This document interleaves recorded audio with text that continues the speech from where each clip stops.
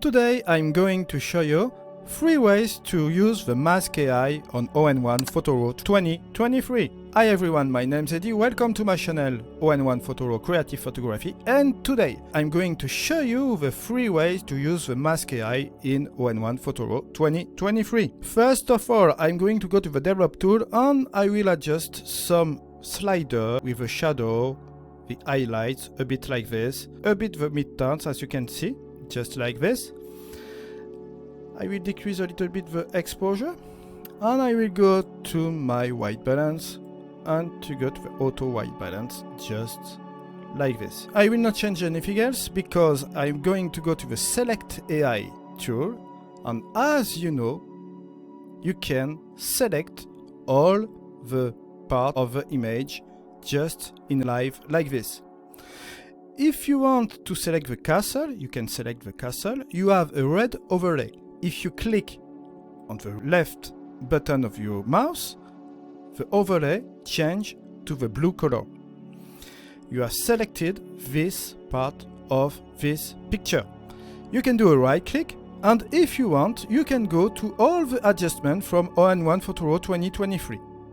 You have the adjustment, you have the antique, black and white, etc, etc.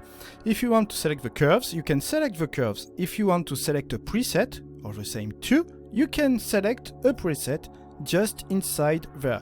You can select your own preset or the same too. But here we are going to select the curves without an adjustment, and we have a curves without an adjustment. I'm going to go to the zoom tool, and here we have the mask, and you can play with the mask just inside there. You can apply an adjustment just there on this part of the castle, and maybe this part there. If you want to correct the mask, you can correct the mask by going inside. You can go in the view mode. You can adjust the mask with this level here. You can feather the borders, as you can see, and you can erase some part of the mask if you want, just there. I remove this effect. You can use the Mask AI in another way. You can go directly in the filters, and as you can see, you have a panel just next to the effects there. You can select, for example, again, the castle, just there. It's going to go in a blue overlay, and you can select, for example, the HDR look. As you can see, On1 Photoraw generate the mask for you, as you can see, and you have directly the HDR look. You can play directly inside, as you can see, there or there, and you can play with the clarity, as you can see, just there. You can play with the opacity if you think that the effect is too strong, there. And here you go, you have the before and the after, as you can see. But it's not finished. As you can see, if I select my mask, you have the Mask AI here. You have the part of the mask that you can select again. You are in a paint in. So we can, if you want, select another part of the picture, just there, and we can click apply. And as you can see, we have a new mask just there with the 2 parts, the castle and the foreground just there. And here you can play with the 2 parts of the picture, of course. If you want to reverse a part of this picture, you can go all the same, just there. You can go to the paint out, just there. And look at that. You have another version of the mask. You can go in the paint in, just there, and the mask go back like it was before. You can invert it by this way too, it's the purpose, but it's really important to understand the paint out and the paint in. I will show you something else. If you close the tab just there, I will add a filter, another filter for example. I will use for this time the dynamic contrast, just there.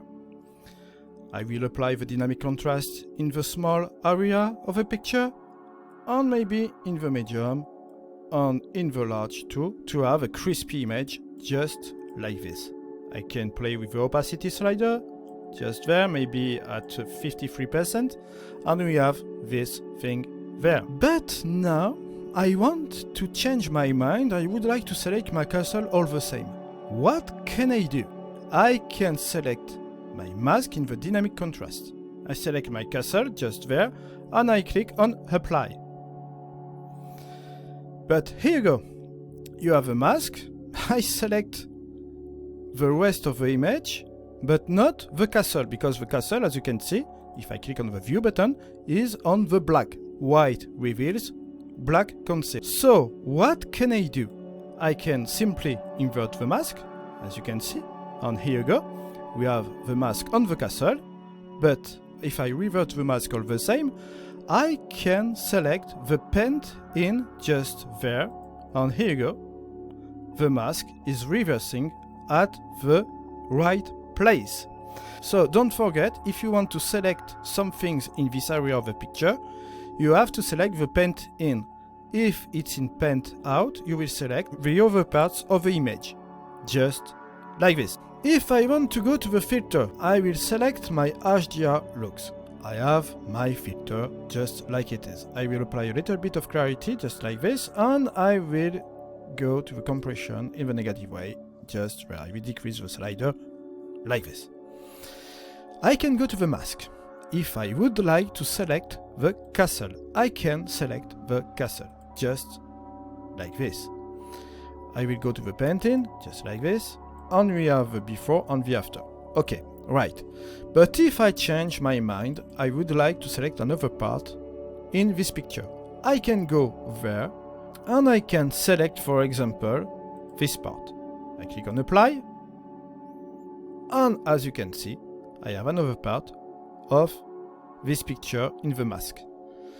If I want to refine it, I can do it all the same with the level slider, just there, as you can see. With no problem, I can use a brush, etc.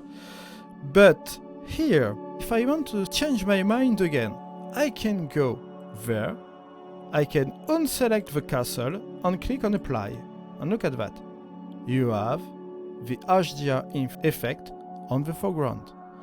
If I change again my mind, I can select again the castle, I can select another part in the picture, I can select this part too, like it is, okay, and I can click on apply.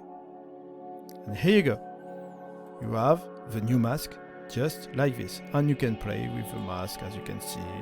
You can remove some parts, you can use the feather, etc, etc, etc. So you can use the Mask AI as you like, and if you want to apply the effect in whole the image, you can apply it just like it is, and of course you have no mask. If you change your mind, you can select the castle and you can select all the other things just like this, and you click on the apply button, and as you can see, we have just there the painting and we have the new mask. Incredible. So as you can see, you have a Super Select AI tool. When you can select the part of your image, of course, you can play with the right click and select one of the effects directly, the filters, or you can go directly in the filter mode and you can select the filter mode, how to apply it with a mask, or you can select, for example, one of the effects with the filters, and you can simply go to the mask and apply a Mask AI just there. Here you have to apply it, and you can go on the paint in, as you can see, or use the invert button too. But it's not finished, because you can apply the local adjustment too, as you can see. You can go to this area and play, for example, with this exposure. We are in a black mask. We are going to go to this mask. We can apply a Mask AI. I will select my castle. I will apply it just like this. I will go to the paint in, just there, and as you can see, it applies to in the local adjustment just like this. You can use the Select AI tool directly. You can go there, you can do a right click, and with the adjustment just there, you can play with a local adjustment effect.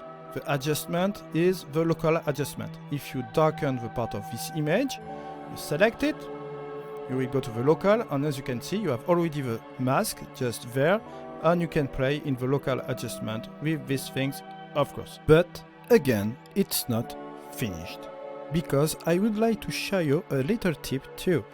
If you go to the mask overlayer of the image, just like this, I will select this just like this, and I can select my cursor just there, and I can click on apply.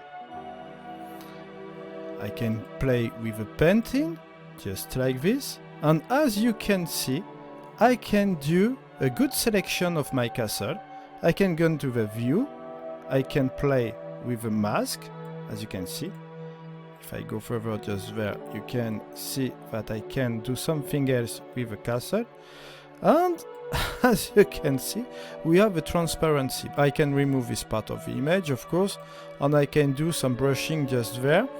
But it will be a great thing to isolate the subject. I can use, for example, this part of this castle in another picture with a transparency in a PNG file. Thanks for watching. See you in the next video. Bye bye.